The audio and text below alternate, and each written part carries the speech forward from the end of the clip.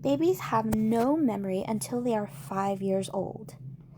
Here is the introduction to our myth.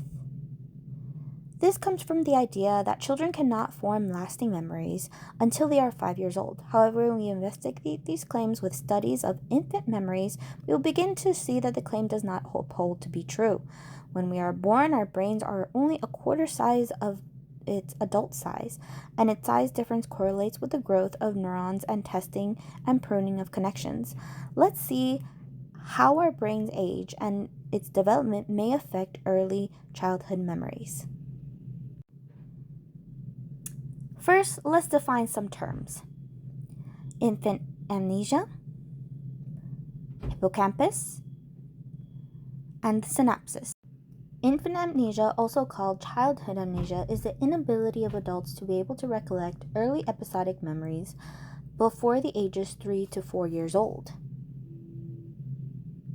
The hippocampus is the part of our brains that is especially important in the formation of episodic memories. These are memories of events and things that happen to us. Synapses are the connections between the neurons in our brains.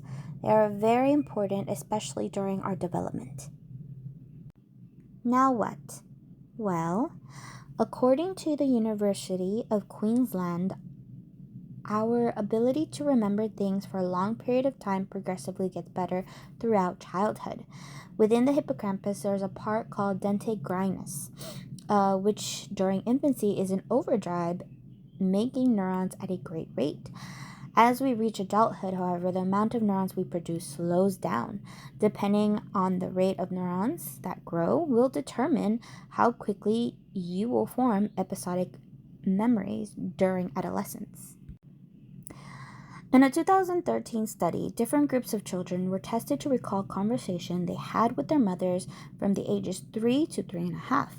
They were interviewed by an experimenter about the conversation 2 to 6 years later with their mothers. The children from ages 5, 6, and 7 remembered about 60% or more of the conversation they had with their mothers at the age of 3.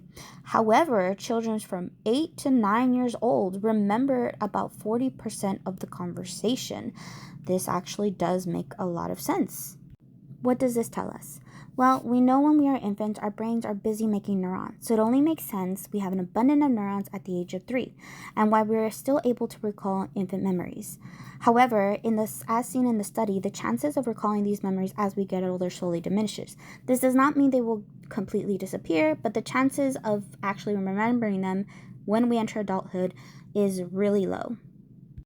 So, does the myth still stand?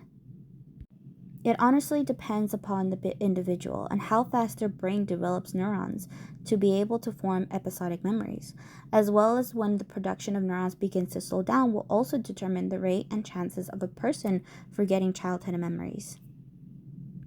So, if you have a memory that your parents say is impossible for you to remember, it might not be so impossible.